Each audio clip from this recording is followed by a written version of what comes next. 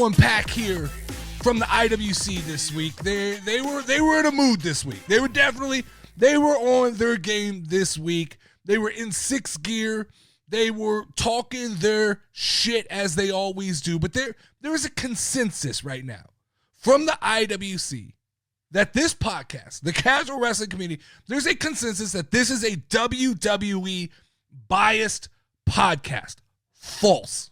There have been allegations about this show that Dirty D is being paid by Triple H. False. I wish it was true. I wish, hey, send the check, Triple H, and we'll make things happen, right? No, not really. We don't do that around here. There's been accusations made in my inbox by numerous IWC and other content creators that the listeners of this show are just a bunch of brainwashed WWE drones. Once again, false. The internet trolls struggle with this concept that we, the casual wrestling fans, we just like good storytelling mixed with a little bit of good wrestling. And for the most part, for the last 365 days, that's what WWE's been giving us. That's why this show has leaned in the direction of the WWE. It is right now, at this point in time, the premier wrestling company in the world. If AEW steps their games up and changes a couple things, hey, maybe we'll be talking a lot of AEW wrestling a couple years from now. But right now, WWE is the go-to for good storytelling. Now, having said that, from time to time, and it's a very rare occurrence, we run into the rare and exotic WWE flavor IWC member. You guys know the type that I'm talking about. There are the IWC WWE drones that exist out there, the ones who think that WWE does nothing wrong. The ones that we sometimes get accused of being, but we're not. But it's the ones who praise every aspect of Triple H's booking. Now, I've been very pro Triple H lately because these last weeks I have felt like Triple H has done a good job in building towards WrestleMania 41. But this week, I came across a take from a rare member of the WWE chapter of the IWC, and it said, that was a 10 out of 10 Monday Night Raw. Does Triple H even know how to miss anymore? 2 hours of straight action from start to finish, just a complete clinic of what pro wrestling should be.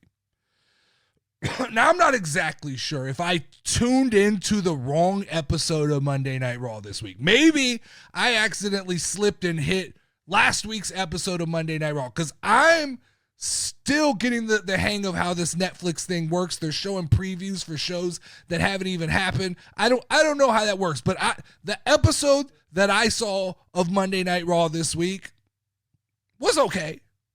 It was okay. I'll go on record.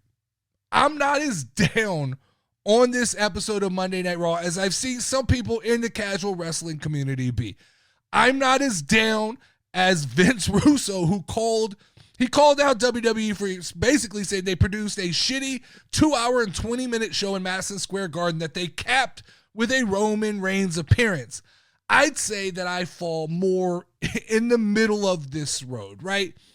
That's not the level of Raw that I want or need heading into WrestleMania. I have higher expectations, and I will admit that with the next 3 episodes of Monday Night Raw coming at this weird midday 3 p.m., I don't think I have a lot of confidence in the next couple of weeks that Monday Night Raw may get better. My guy Milwaukee Mike from the Casual Wrestling Discord, he dropped a gem in the Discord questioning WWE's decision to go on the road the last few weeks or on the road to WrestleMania.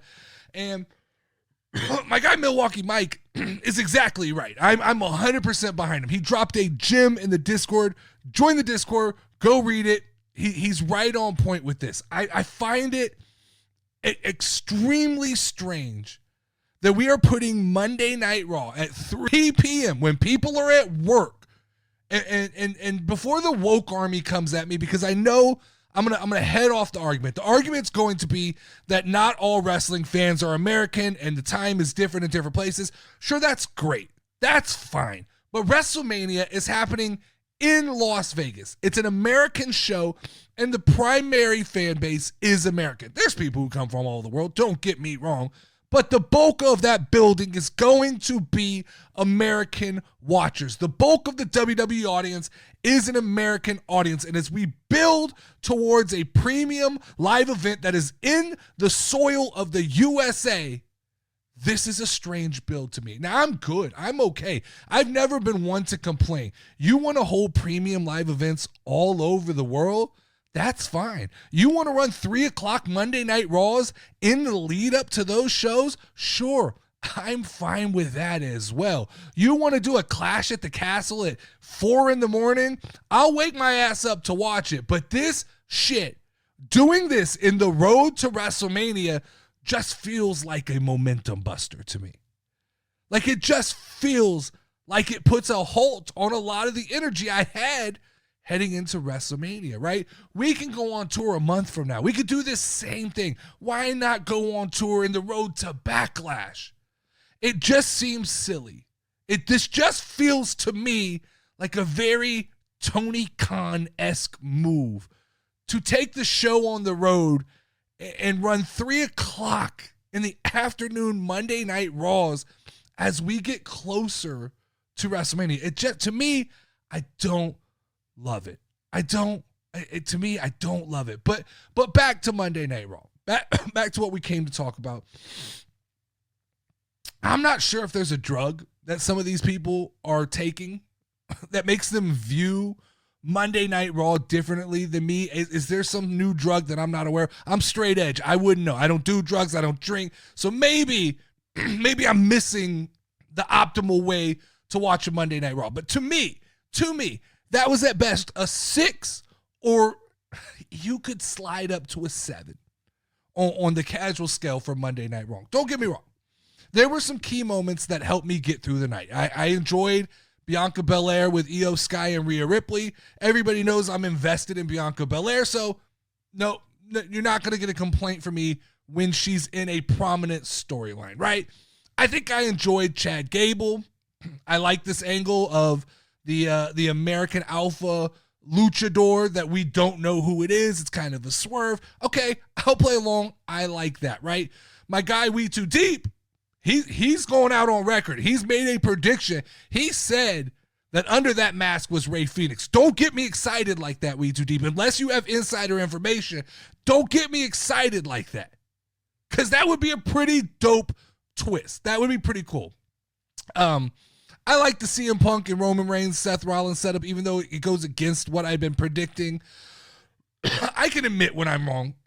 I can admit that I was holding out for The Rock and Roman Reigns. I had wishful thinking, but I'm in no way mad at what they just set up for night 1 of WrestleMania. I think we saw what Seth Rollins and CM Punk can do in a ring, and you add Roman Reigns into that, and I think that's going to be a fun night of wrestling. Where I fall off right now when it comes to Monday Night Raw, I thought that the Jey Uso match was redundant and messy. I still think that Gunther is an ineffective heel. I still don't love the way they're building up to this match because we ultimately kind of know what's going to happen. So they really going to have to get creative to get me to stay interested, right? I think that this match might have materialized just a tad bit too early, and it is now suffering from the week-to-week need to remind us that it exists. It's, like I said, the match will be effective at WrestleMania, but to me right now, it is a blip on my Raw radar. I don't need to see it every day of the week to be interested to it. We got Logan Paul and AJ Styles. That's a little bit of a whiff to me because I'm a big Logan guy. I'm a big Andrew Schultz guy. But this felt forced. This didn't get me excited for Logan Paul and AJ Styles. It's going to take a lot to get me excited for Logan Paul and AJ Styles. This feels like a bit of a miss for WWE. You have someone like Logan Paul who is white hot, who I think does get a reaction from the WWE Universe, and to place him right now into a story with AJ Styles, somebody who I feel like I have no lost love for AJ Styles. I just feel like he's kind of floating around in no man's land, sort of like a Finn Balor. Maybe this is what gets him back on track. I just think you could have done better with Logan Paul. There were better matches to put Logan Paul in. Now, I'm not saying maybe this blows through real quickly and Logan's in something different, but it seems to me like we're headed towards this. And if this is going to be the hokey, bring in Andrew Schultz, bring in other celebrities, I don't know that I'm that excited for that.